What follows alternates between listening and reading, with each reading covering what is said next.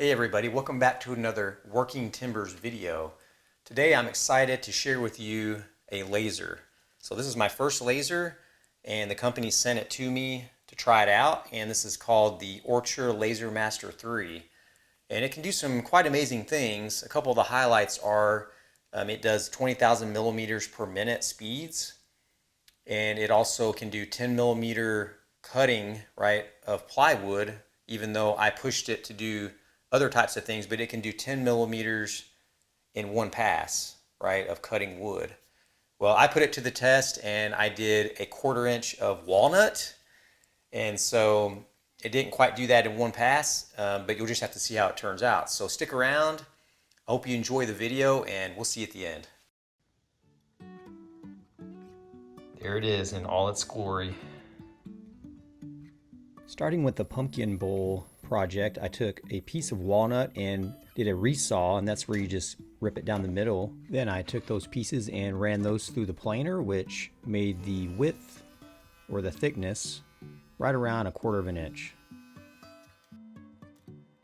Next, I jumped over to the Lightburn program, the software that I used with the Orture LM3, and I had the pumpkin file imported, and it accepts many different formats. And so basically, initially, it's just a balance between the speed and the power. And for actually cutting wood, you need to let it go pretty slow. And so I did a 1.7, probably a 1.7 to 2, and this is millimeters per second is what's going to get through that wood for you. So I chose to initially start out here with 3 passes. Like I said, this is a 1/4 inch. So there we're completing the first pass, and we're going for number 2. And you'll see here in just a minute if 3 was enough to get through that 1/4 inch walnut. The duration for the first piece runs about 17 minutes. So I went ahead and marked the piece so that I would know where to place my next piece, because I'm actually doing layers here, right? So we're doing 5 layers of an outside rim, basically to build up the outer edge of the bowl. So I popped it out, and you can kind of notice a little bit of the tear out on the left side there, which basically told me I probably need to do at least one more pass on that. And so I went back over to the Lightburn and changed the pass count, which I did for the outer cut. So there's an outer cut and an inner cut, and you can modify the settings on each one of those cuts. And so I left the inner cut set to 3. Right now is when the marking the previous piece is paying off, and so I have a general idea of where to put the next piece. This next cut would be the first layer of a total of 5 layers that we'll need to create this pumpkin bowl. And so we'll see now, as we've changed the pass to 4 instead of 3 on the outside, we'll see how that does. Project duration will really depend on the piece that you're cutting.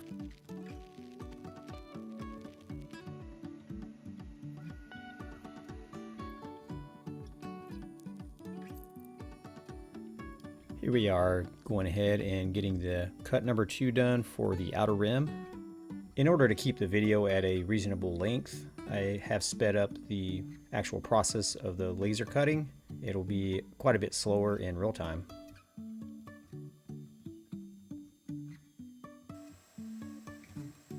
Now we'll move on to just trying to take this apart and seeing how well it comes apart. And it looks like the outside cut adjustment worked quite well there. And here's just a shot of, just giving you an idea of how thick the pieces are. I'm really impressed and surprised at the capacity and the power of the Orture LM3. So there you see that it comes out really nice.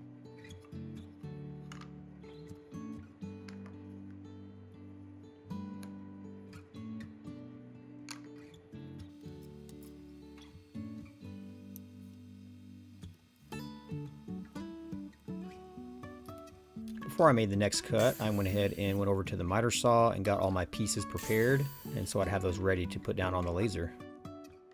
Alright, well, since things are going good so far, we're going to move right along to the third cut. And so getting my piece laid down, keeping the settings the same as they were last time, and making it through that third cut.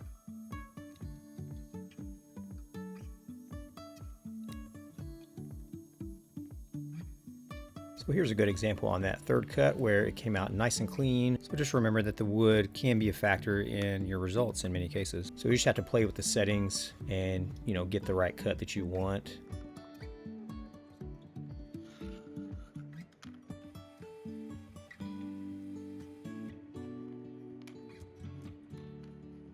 We had 3 down and we moved straight to number 4. Went ahead and sped through this, but it came out fairly easily. They moved to number 5 and same process, same settings.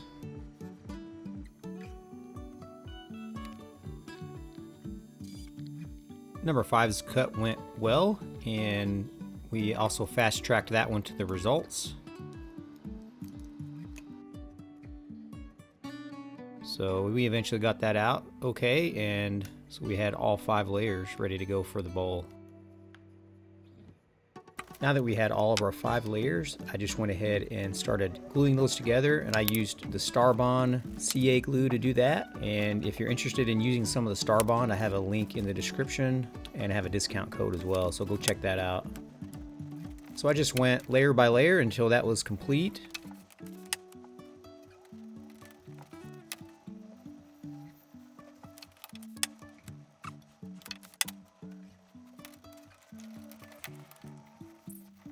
And once all our layers were together, we had the structure of our pumpkin bowl ready to go and ready to be sanded next. I have a cool sanding drum attachment that I put onto my drill press, so I decided to go ahead and use that to get the outside of the bowl sanded down a little bit. I wanted to keep some of the char on there because I like the actual look of it, and I think it gives it kind of a rustic look, which is what I was going for the fall season. I bet you didn't think that I would use the inside pieces for another project, but it turns out that all those cuts we made really did make for a pretty neat solid pumpkin that we could also use for fall decor. Took the 5 pieces, applied a liberal amount of glue, and went ahead and started clamping to get the proper glue squeeze out.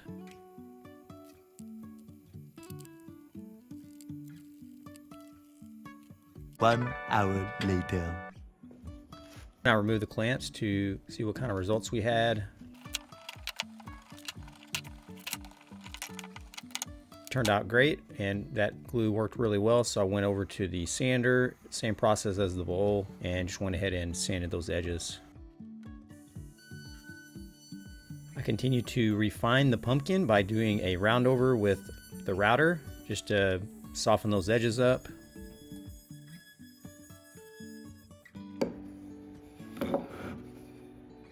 I refined the pumpkin a little more with the orbital sander as well as some hand sanding, and with that, this solid pumpkin was done. And for the next project on the laser, I wanted to take my Grip 6 wallet, which has aluminum plating, and I wanted to do some etching on that. So I started out by taking that apart and getting the piece prepared with tape so that I could adhere it to the correct position on the backer board there. And so I measured and aligned everything properly to get that secured in the correct position. For many applications, I went ahead and used the STARBOND CA glue once again and got the plate stuck down in that location, and I was ready to do an initial etch just on the tape itself to make sure my positioning was accurate. I jumped over to Lightburn to adjust the settings to 800 millimeters per second just to get a light etch.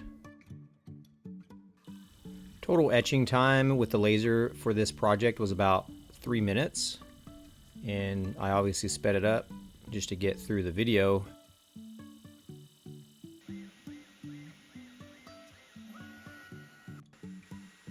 It turned out, to my surprise, the 800 millimeters per second wasn't quite fast enough, and so it etched a little bit through the tape onto the aluminum plating. Turns out I'm fine with it and I'm comfortable with the placement, and so I went ahead with the second etch, and this is basically the real thing onto the aluminum plating. So I put that setting to 100 with a total duration of around 4 minutes. And I sped this one up quite a bit just to get through that 4 minutes, And I'm really pleased with the placement here and where this final etch ended up. And you'll see the results here in just a second.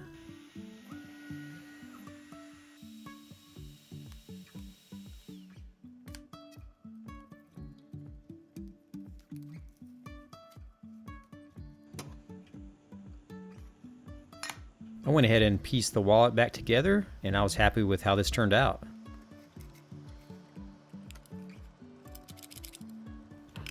Now that we've done wood and aluminum, I was going to also do a third material, which is a leather, and I started out with 150 as the speed.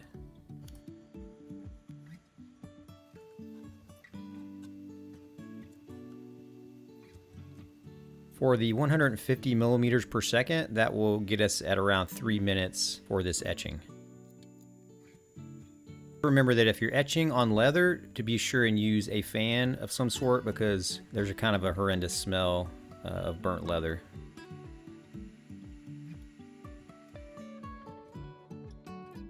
I was mostly pleased with this etching, but it wasn't quite as deep as I wanted, so I went ahead and tried a second etch, and I put this one at 50 millimeters per second. And at the 50 millimeters, we're right at around 7 minutes for a duration, as you can see on this shot.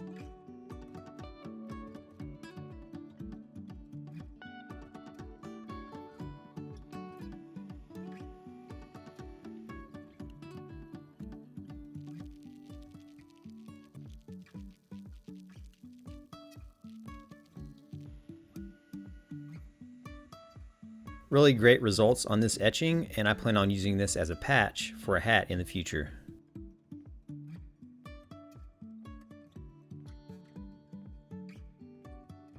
So as a woodworker, I tried to find projects that I think would be more applicable to what I do as a woodworker using a laser. And so I hope you enjoy these projects, especially the wood cutting, because the sky's the limit as far as projects that you could do where you can cut the thin pieces of wood, and then the etching into wood, you see that all over the place. And so there's very many applications for a laser with regards to woodworkers. And so I hope you enjoyed that. And if you have any questions, or if you're interested in one of these lasers, check out the description in the video, and you'll find out all the information you need, and if you want to try one out yourself. So just remember, until next time, go shape some wood. We still say that even though we rebranded, but you can also say go shape some timbers. Either way, we appreciate you being here to watch the video today, and so we'll see you next time.